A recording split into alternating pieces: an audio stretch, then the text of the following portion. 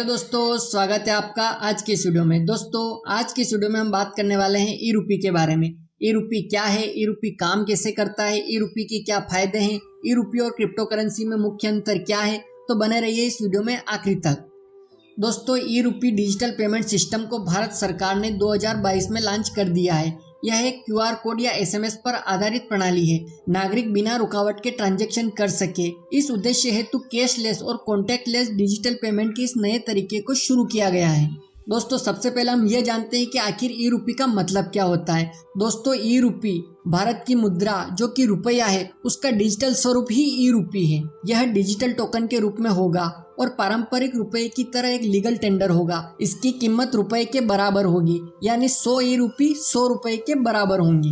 दोस्तों, ई रूपी उन्हीं मूल्यों में उपलब्ध होगा जिनमें नोट और सिक्के उपलब्ध होते हैं। इसका मतलब यह केवल 1 रुपये, 2 रुपये, 5 रुपये, 10, 20, 50, 100, 500 और 2000 रुपये के मूल्यों में उपलब्ध होगा। इसे आसानी से नकदी में बदला जा सकेगा।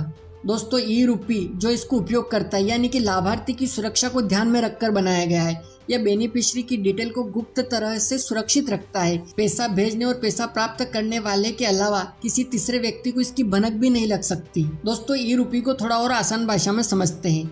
ई रूपी डिजिटल पेमेंट करने का एक तरीका है। ई रूपी एक कैशलेस वाउचर आधारित पेमेंट का तरीका है जो उपभोक्ता को बिना इंटरनेट बैंकिंग, बिना क्रेडिट कार्ड, डेबिट कार्ड के वाउचर को प्रयोग करने का मौका देता है। दोस्तों, ई रूपी से पहले भी यहाँ बहुत से डिजिटल पेमेंट ऐप हैं, लेकिन ये उन सबसे थोड़ा अलग हैं। यह एक वाउचर के रूप में हमें मिलेगा, जैसे कोई गिफ्ट वाउचर मिलते हैं। इसकी सबसे खास बात जो इसको दूसरे डिजिटल पेमेंट ऐप से अलग करती है, ई रूपी में हमें ना कोई इंटरनेट की जरूरत पड़ती है और ना ही किसी प्रकार के बैंक अकाउंट की जरूरत पड़ेगी। चलिए दोस्तों, अब जानते हैं कि क्या ई रूपी और क्रिप्टो करेंसी दोनों एक हैं। तो दोस्तों, आरबीआई का ई रूपी क्रिप्टो करेंसी से कई मायनों में अलग होगा। क्रिप्टो करेंसी डिसेंट्रलाइज्ड होती है और लीगल टेंडर नहीं मानी जाती। क्रिप्टो करेंसी की कीमत बहुत अस्थिर होती है, जबकि ई रूपी को स्थिरता और सुरक्षा के लिए डिजाइन किया गया है। आरबीआई का कहना है कि क्रिप्टो का प्रसार मनी लॉन्ड्रिंग और आतंकियों को फंडिंग के खतरे को बढ़ाता है और इसमें काले धन का बड़े पैमाने पर निवेश होता है। ई रूपी इन सभी मामलों में सुरक्षित होगा। ई रूपी को सेंट्रलाइज्ड किया जाएगा जो पूरी तरह आरबीआई द्वारा कंट्रोल्ड होगा। चलिए अब जानते हैं कि ई रूपी काम कैसे करता है। जैसे सरकार को गरीब लोगों को दवाई के लिए रुपए देने हैं, तो इसमें सबसे बड़ी मुश्किल ये होती है कि पैसे का उपयोग कहीं और तो नहीं हो रहा है। ये सब पता करना मुश्किल होता है और जैसे सारे गरीब लोगों के पास कोई अकाउंट भी नहीं होता। इन सब मुश्किल का हल है ई रूपी।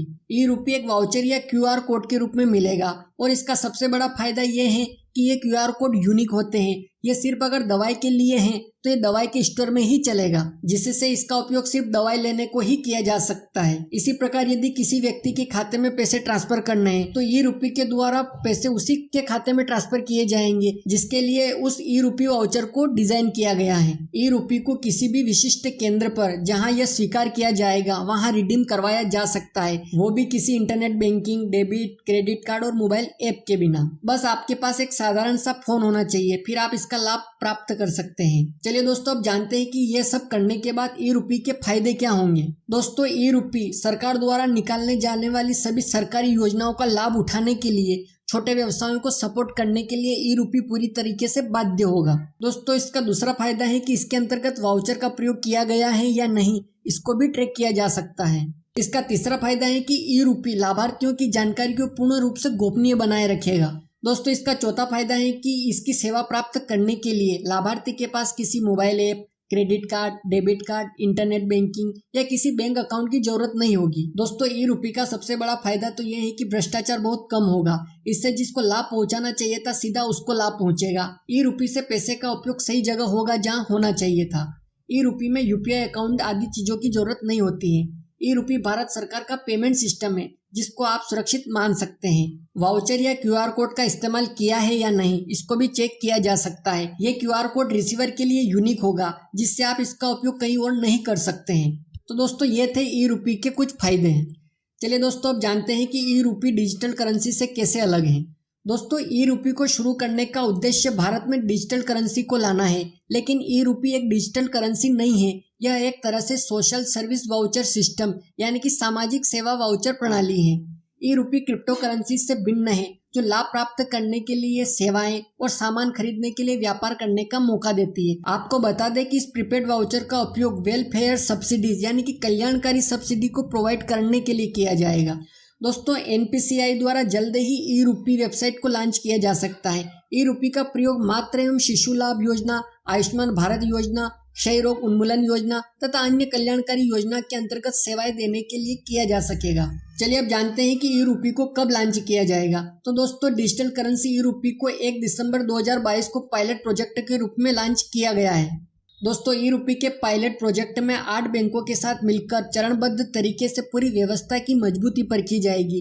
पहले चरण में भारतीय state bank, ICICI bank, yes bank और आईडीएफसी बैंक शामिल होंगे और कुछ समय बाद union bank, HDFC bank, Baroda bank और कोटक महिंद्रा बैंक भी इसमें शामिल हो जाएंगे। शुरुआती चरण में केवल मुंबई, दिल्ली, बेंगलुरु और भुवनेश्वर में ये पायलट लॉन्च होगा और फिर अन्य 9 शहरों में इसका विस्तार किया जाएगा। तो दोस्तों, ये थी ई रूपी के बारे में पूरी जानकारी। दोस्तों, आपको ई रूपी के बारे में कौन सी बात सबसे अच्छी लगी कमेंट करके बताइए। दोस्तों, वीडियो पसंद आए तो लाइक करिए और चैनल को सब्सक्राइब करिए। मिलते हैं अगले वीडियो में किसी नए टॉपिक के साथ। तब तक के लिए जय हिंद, जय भारत।